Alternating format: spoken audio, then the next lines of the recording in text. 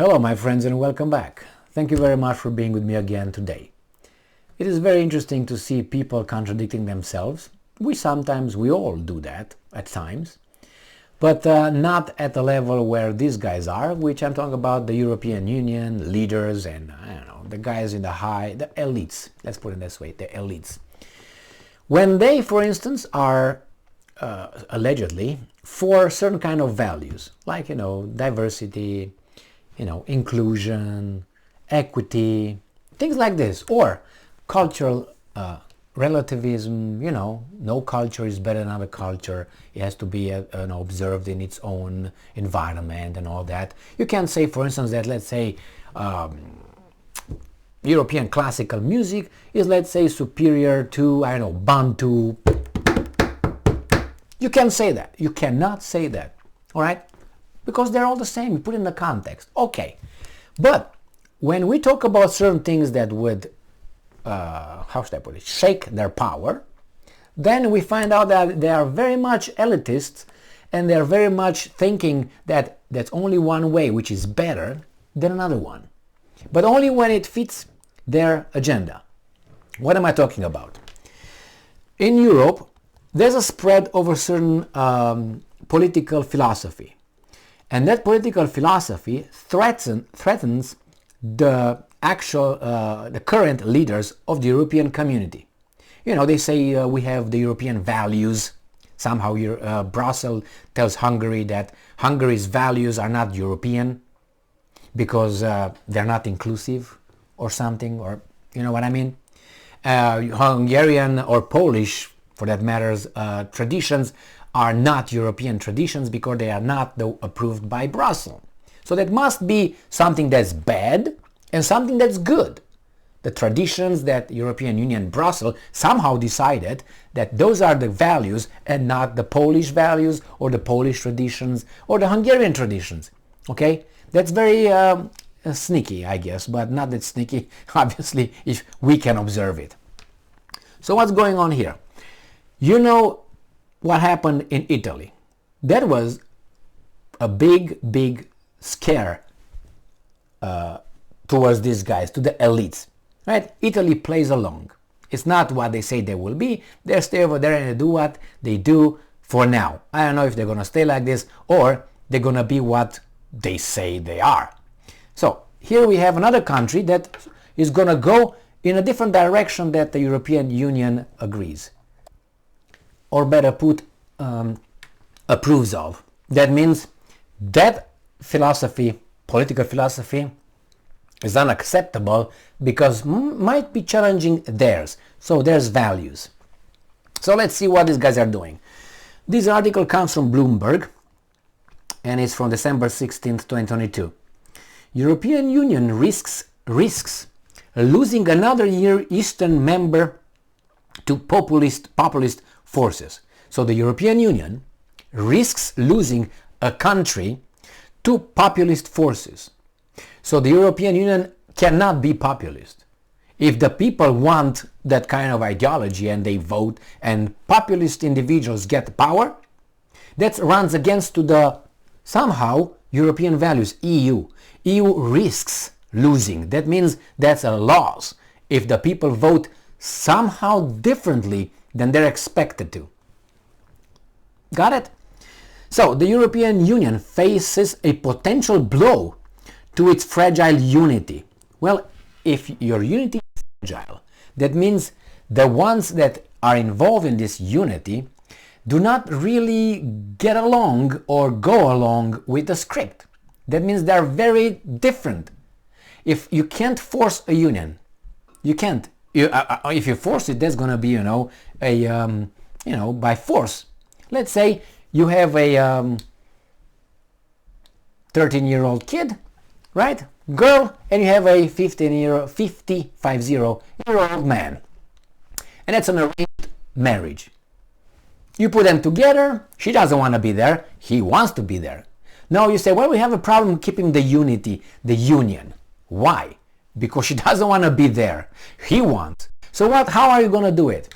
With threats, with legal, with all that and all that, all this and all that. So that's just an idea. You can't, you force them together and say, we're going to have a union. But they don't want to be in a union. If it's a fragile union, that means there are so many things that are against one another that you better let it be, because if it's fragile. A union should be because you like, you want, you identify as, part of that union. But it seems like they try to keep something that's fragile. And these guys are not going to play along, which is another European country. So the European Union faces a potential blow to its fragile unity after Slovakia's government collapsed, plunging the nation into political turmoil and raising the prospect of snap vote. Why did it collapse? Is it because of your policies? Is it because of inflation? Is it because of COVID? Is it because of sanctions of Russian gas and oil and whatever other sanctions they did, if they did? Because, they tell you that we're going to sanction this, but then they do business with Russia. And they have, their virtues. As the EU member state of 5.4 million lurches toward an early election, opinion polls show political forces in the land who have shown skepticism for backing Ukraine, including one former premier who has openly opposed sanctions against Russia and linked himself with Hungarian Prime Minister Viktor Orban and his democratic backsliding. I don't know what that is. Backsliding. All right. Slovakia's president Zuzana Kaputova dismissed the government on Friday, a day after a no-confidence motion initiated by a former coalition partner was approved in parliament. Interim options include appointing a new cabinet, but consensus in moving in favor of holding a snapped ballot as early as spring. An early election would see support for Ukraine's war effort hang in balance. Capuchina May, an analyst at risk intelligence firm Versik Meplecroft, wrote in an initial analysis. Well, if that's the will of the people, so they have to agree with your point of view. There's no other way. You see, all these attempts to keep people thinking in one certain way, and if you dare to think in a different way or have a different opinion, they will call you this, they will call you that. They're at risk. Look at this guy, man. He's stressed. Right? Mr. Cappuccino. If the early election will see people who will not support the war in Ukraine. But people must support that because they say so. And if you don't, you're a bad dude. You are Putin's man. So this is what they try to do. We have here a party. So topping the polls are two parties led by former Prime Minister Peter Pellegrini and Robert Fico.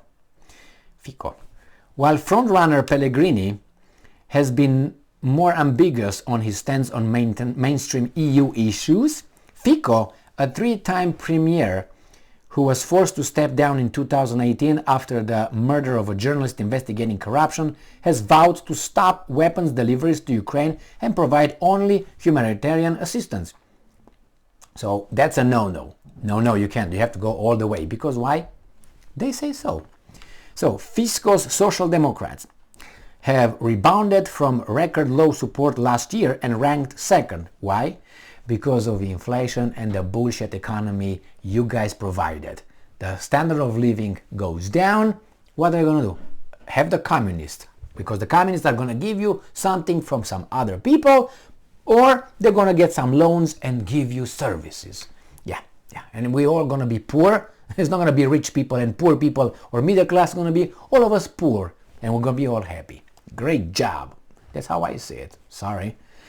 Now, Pellegrini, once Fico's deputy, is in the lead with his Voice party, and would have the option of forming an array of alliances, including with Fico or right-wing forces, or with parties within the EU mainstream. Mainstream meaning, you know what, weasels. He welcomed the government's collapse on Thursday. Well, so these guys are scared that the new guys on the block, the Social Democrat the Democrats and the right-wingers, somehow they're going to form a coalition or something, and they will not follow the ideology that must be followed in the European Union, because it's a fragile unity. You know, I think it was Goethe who said this, but I don't know it from Goethe. I know it from one of my former karate instructors, and he said like this. He divorced, and he was about 40 some years old when he divorced, 48 maybe, and he had two, I think, adult children at that time. So he divorced, and he came while we were he said, well, sit down, guys, you know, this is what he was doing all the time, you know, a shitty ending is better than an endless shit. So the same here. I think Goethe said it in a different way, but he said it like this, you know, better to have a shitty ending that instead of having or than having a endless shit. So he said, I'm gonna divorce instead of keeping with a shit that's gonna be not ending. Better end now in a shitty way, and that's it. Start my life and whatever. Okay, so that's that. So that's the same thing with the European Union. They keep this fragile union when it should be, you know, a shitty ending instead of an endless shit. Thank you very much for being with me again today. Stay strong, stay smart, look for the truth, and be just.